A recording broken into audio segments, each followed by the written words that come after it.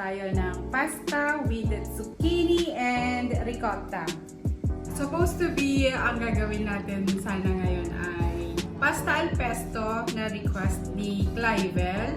Pero since hindi ako nakagawa ng pesto or hindi pa ako nakabili ng pesto, mag-ricotta naman tayo.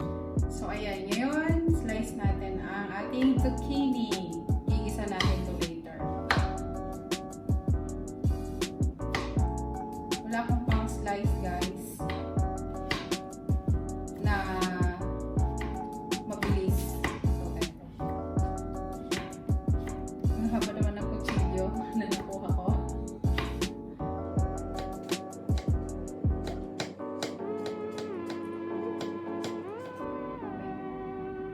Para mas mabilis, sabayin ko na.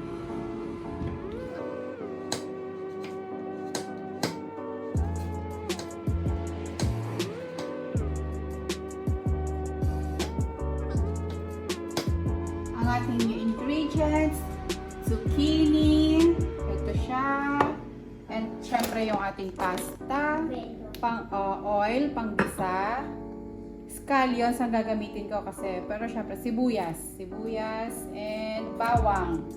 And ating hindi mawawala yung ating cheese, parmesan cheese, and ricotta. Ito ngayon guys, igigisa na natin.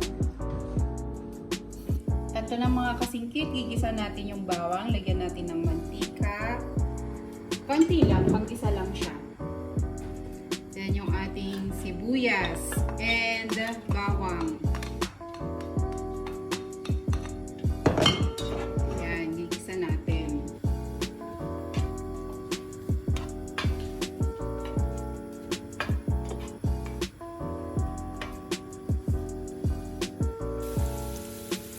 So, habang nagigisa tayo, nagpainit na ako dito ng mainit na tubig para sa ating pasta. Ngayon, okay na siya. Ito, balik tayo sa ginisa. Ayan.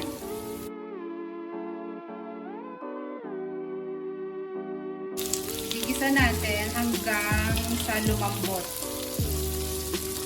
Palambutin lang natin. Ayan.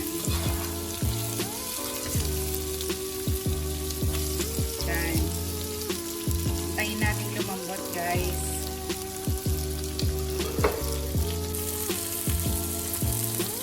So ito, lalagyan ko siya ng salt, pampalasa, konti lang. And some pepper din. Pwede rin nyo rin lagyan ng pepper kung gusto nyo.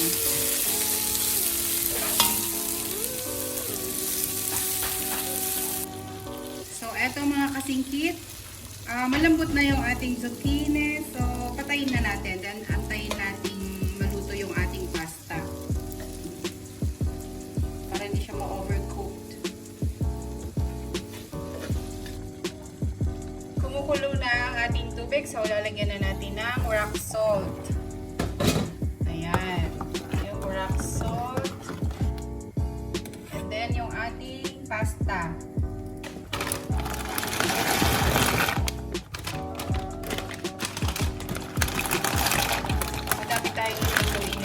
Gusto ng mga bata. As usual, haluin natin. And antayin natin maluto lutuin natin for 11 minutes. So, habang inaantay natin maluto yung ating pasta, transfer natin yung ating ricotta sa bowl.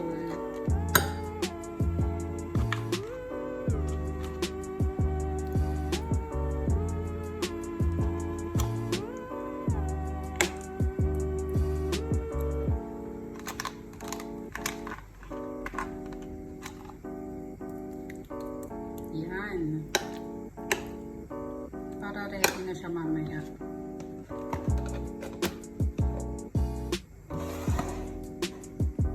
A few moments later. Magre-reserve tayo ng isang tasang tubig. Gagamitin natin mamaya para creamy yung ating pasta. Oh, masarap. Ayan.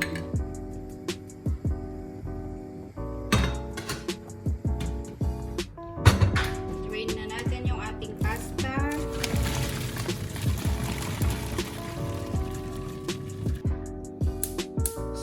pasindihan natin ulit to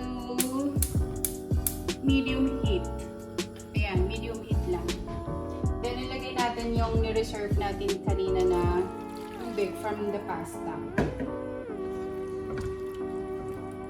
Ayan. And yung ating ricotta.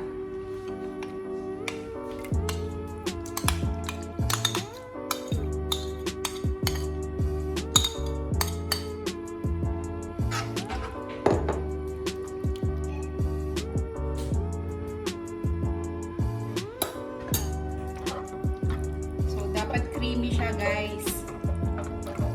Para creamy yung ating pasta. Ito ang sauce natin.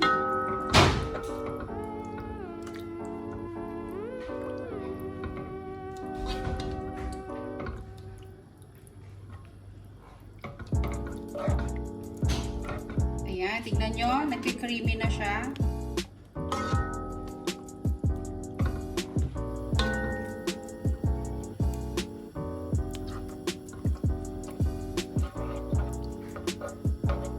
Lutuin natin siya ng mga 1 minute. So, ayan guys, creamy na siya. So, ilalagay na natin yung ating pasta. Ayan.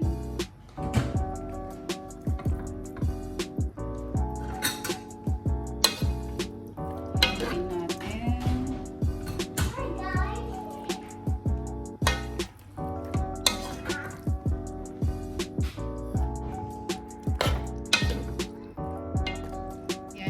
Natin yung sauce evenly. And then, of course, hindi mawawala yung ating Parmesan cheese.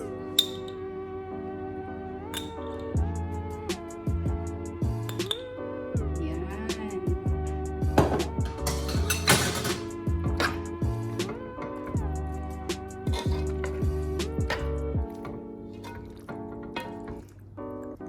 So, eto na mga kasingkit ang ating pasta for today.